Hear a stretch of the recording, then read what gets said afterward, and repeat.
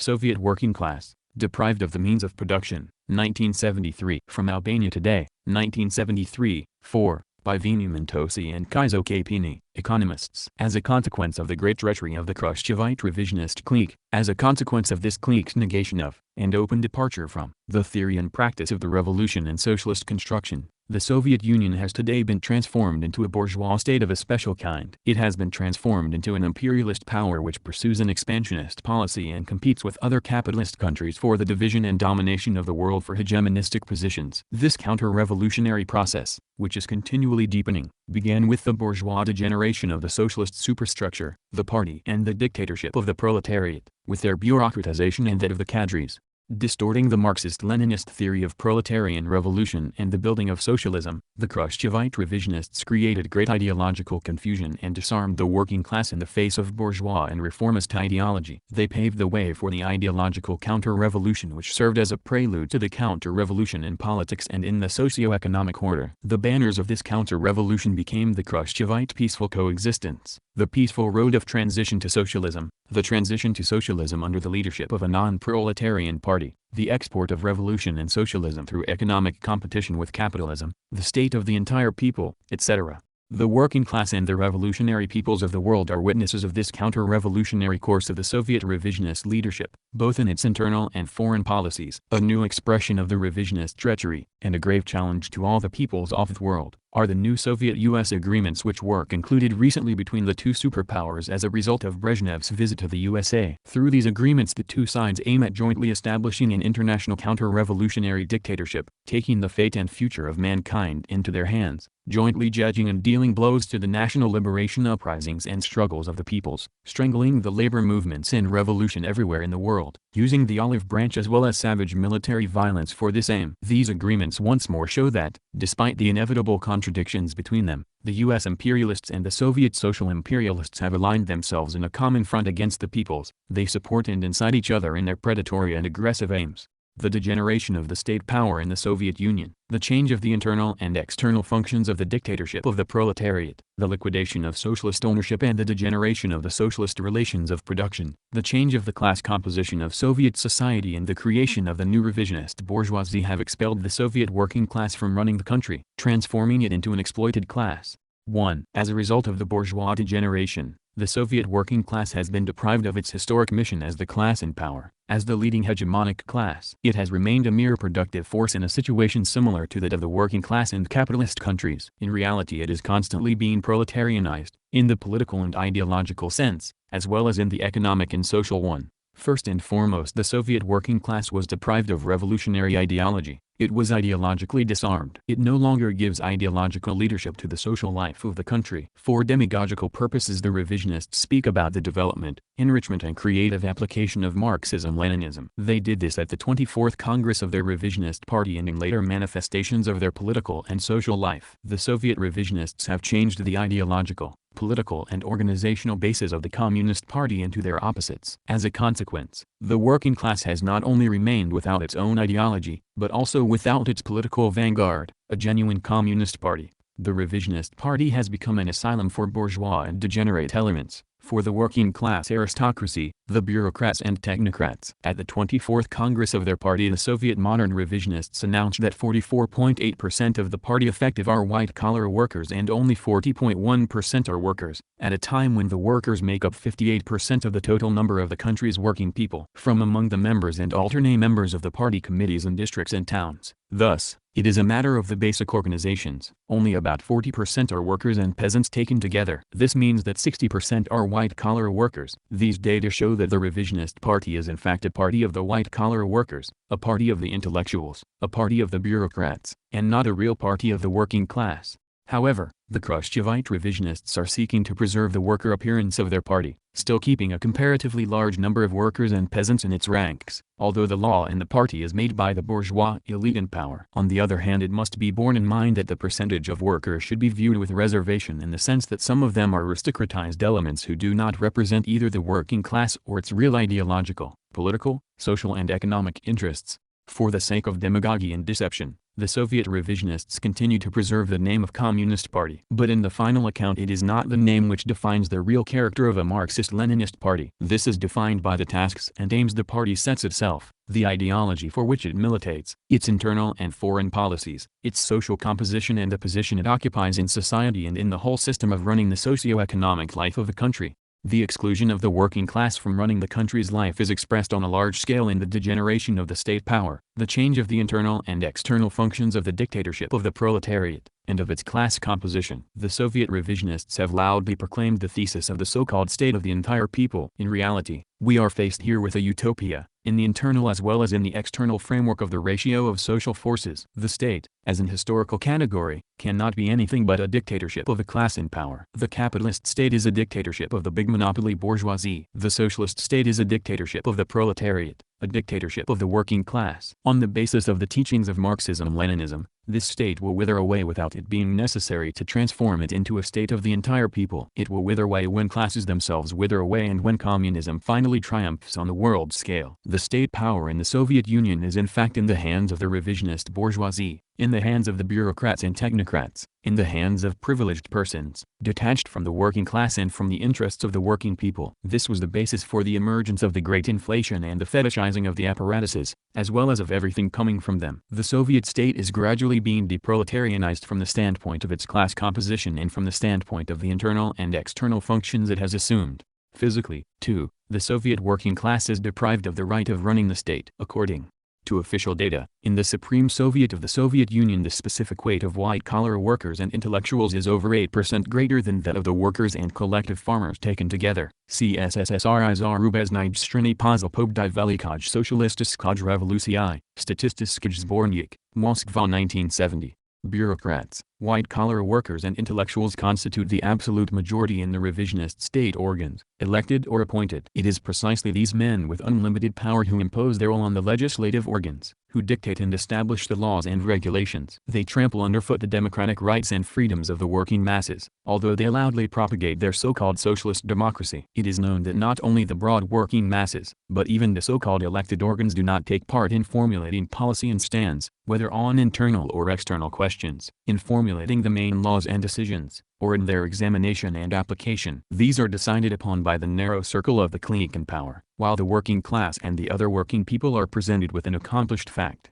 Moreover, the legislative organs are under the effective control of the executive organs, of the bureaucratized and bourgeoisified apparatuses. There can be few countries in the world where bureaucracy has concentrated such great and uncontrolled powers in its hands as in the Soviet Union. Bureaucracy in that country holds in its hands not only ideological monopoly but also political and economic power. Bureaucracy and bureaucratism have been raised to a system, they have been turned into a method and style of judgment, of action and life. The bureaucratic machine at all levels exploits the working class and the other laboring masses, exercises political and economic violence against them and has become an obstacle to the rational use of natural resources and manpower.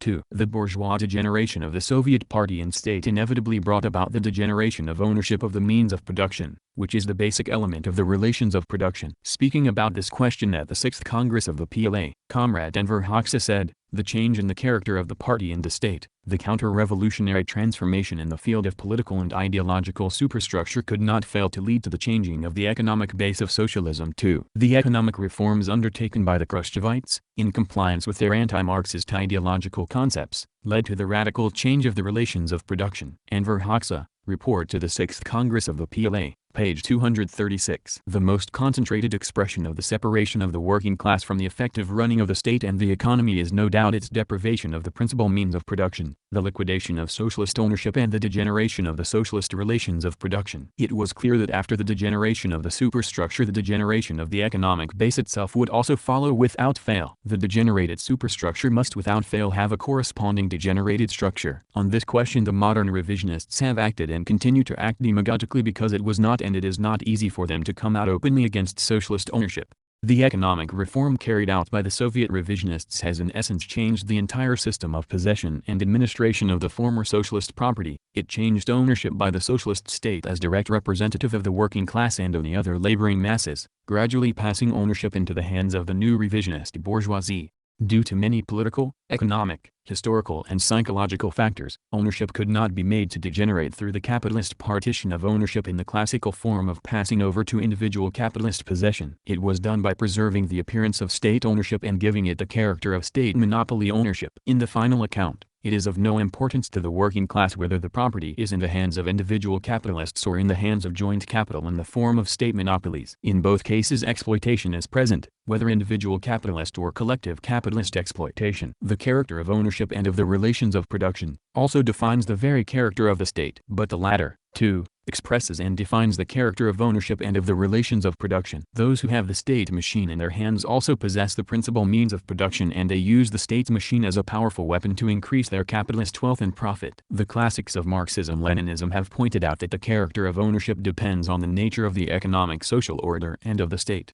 Speaking of nationalizations, K. Marx said, as long as the rich classes remain in power, any nationalization represents not the liquidation of exploitation, but only the change of its form. K. Marx, F. Engels, Works, Volume 28, Russian edit, pages 301–302.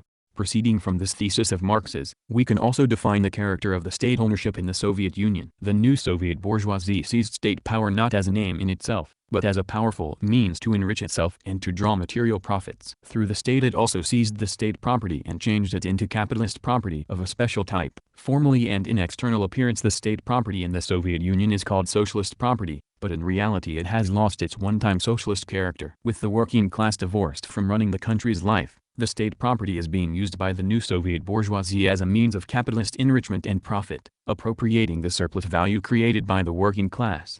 With the change of the character of ownership, the aim of production and the destination of the results of the work also changed. The system of running and planning also changed fundamentally. Depriving the working class of the means of production brought about, as a consequence, its separation from the effective management of the economy and production. With economic reform, the Khrushchevite revisionists replaced the system of the socialist planning of the economy with a flexible system of planning, giving complete self-administration to enterprises, in order to act in an unrestrained way in the fields of production, distribution, accumulation, capital investments, etc. The right that has been given to the managers of enterprises for the use, administration, sale of the products produced, etc., their rights in the field of the relations of exchange and distribution of products, clearly show the capitalist personal use of property and of the results of work in the economic enterprises of the Soviet Union. Herein lies the source of competition for the largest possible profits, which has swept over all the country's economic enterprises. From this stems the lack of some commodities in one area or district of the country and their surplus in other areas and districts, or also the phenomenon that the same commodity of the same quality is sold at different prices within one and the same market. In the process of the degeneration of ownership, the Soviet revisionists have made important changes in the criteria of the building of the economic enterprises, in their economic and juridical features, in their ties with the mechanism of the reproduction of social production, as well as in their geographical distribution. They have created monopoly unions of a capitalist type in industry, agriculture, transport and in other economic branches, unions which continually swallow up the small and middle-sized enterprises and which bring about great displacement of labor reserves and supply. A motivating factor of this spontaneous process is the insurance of capitalist profits. The fact that the working class is deprived of ownership of the means of production is also dearly seen in the way funds created in the enterprise are used. It is calculated that 80 to 85% of the material incentive funds go into the pockets of the managers. According to official statistics, in the last 4 to 5 years engineering technical personnel have been given an average of 12 times more bonuses a month than the workers, and the white-collar workers 6 to 7 times more. See, Seria Economics Kaja, Near to, Year, 1972, page 47. 3. The capitalist degeneration of ownership could not fail to lead to a capitalist degeneration of the principle of remuneration too. The Soviet revisionists have in fact replaced remuneration according to the work done with a whole system of division of incomes, which provides the new bourgeoisie with every possibility of appropriating the work and sweat of the working class and any other laboring masses, ensuring incomes many times larger than those of the workers and peasants. As a result, a marked differentiation in incomes has been created, which favors in the first place the managers of the bureaucratic apparatus of the party, of the state and of the economy. This has inevitably brought about the growing capitalist polarization of the present-day Soviet society, and on this basis, the aggravation of social antagonism. Stressing the need and importance of narrowing the differences between wages in socialism, V. I. Lenin pointed out, among other things, under the socialist regime officials cease being bureaucrats, or white-collar workers to the extent that payment is reduced to the average wage of the working people. V. I. Lenin, Selected Works, Volume 2 page 235. At present, however, there is a great discrepancy in the Soviet Union in the incomes of different groups and sections of the population. Suffice it to mention that the managers in economic enterprises, when the indices of the plan are fulfilled, may receive an annual supplementary bonus of up to 7 months' salary, without including other kinds of material incentive. Through fat bonuses to the managing personnel of the party and state apparatuses and of the economy. In the Soviet Union, the caste of new bosses has been created and is getting fat by exploiting the workers' toil. The wages and bonuses these bosses receive are by no means in direct proportion to their work and by no means represent remuneration according to work. Many Soviet enterprises have implemented and are expanding a bonus system by which 50% of the funds acquired from the reduction of the number of workers as a result of increased work intensity are put into the Supplementary Material Incentive Fund, which mainly profits the bureaucratic and technocratic managers who direct this rationalizing operation. In the Soviet Union, with the implementation of economic reform, there has been a great increase in work intensity and the fluctuation of the labor force, which often assumes the form of a concealed market of the unemployed. These two phenomena develop parallel with the very process of decentralization of the economy and in general with the process of degeneration of the relations of distribution, exchange and consumption of the social product. Using the thesis of raising labor productivity and the efficiency of production as a mask, a series of scientific methods have been applied to increase the scale of intensity of the workers' labor, with the aim of increasing profits and the supplementary material incentive funds. It is not by chance that in the Soviet economy, just as in the economies of the capitalist countries, the phenomenon of unemployment exists, operating in specific conditions and mainly in the form of concealed unemployment. According to the admissions of the revisionist circles themselves, in the Soviet Union, every year, an average of 3 million of the urban population alone, not including the peasant population, move around the country looking for jobs. If we take into consideration that 80% of this internal migration is made up of people of working age, and without calculating here movements within the countryside and from the countryside to the town, it turns out that 10% of the workers take practically no part in production. See Ekonomika I Organizacija Promyshlenovого Производства Near 3, 1972, page 2930. Along with its deprivation of the means of production, the working class has been divorced from all the functions of management and administration. These functions have been concentrated in the hands of the bureaucratized cadres who direct production in their own interests, increasing the exploitation of the working people by every method. The Soviet bureaucrats and technocrats, transformed into a class in themselves, are continually increasing. This is shown by data concerning the class structure of the present-day Soviet society. Thus, white in 1939 white-collar workers and their families accounted for 17.7% of the population of the Soviet Union. In 1970 they represented 25% of this population. See, Economics Konjugazeta Near 4, 1972, page 3. Similar changes also occurred in the structure of the Soviet working people. While in 1960 white-collar workers accounted for 21% of the total number of the Soviet working people, in 1970 their specific weight reached 26.4%. See, Economics Konjugazeta Near 5, 1972, page 1. In order to realize their objectives as quietly as possible, the modern revisionists have submerged the working class in the swamp of indifferentism and apoliticism. Numerous facts testify to this indifference and to the divorcing of the Soviet working class from the management of production. In a public opinion poll organized in a metallurgical assembly plant in Siberia, in which 1,000 workers were questioned, over 70% of them answered that they did not know, and were not concerned to know, how the production program was realized, that they never spoke at meetings and that it was useless to speak when their opinion was not taken into consideration. This is symptomatic of the indifference and apathy of the Soviet workers about the problems of organization and running of production, which of course is a result of their being deprived of the running of the country's life and of the right of ownership of the means of production.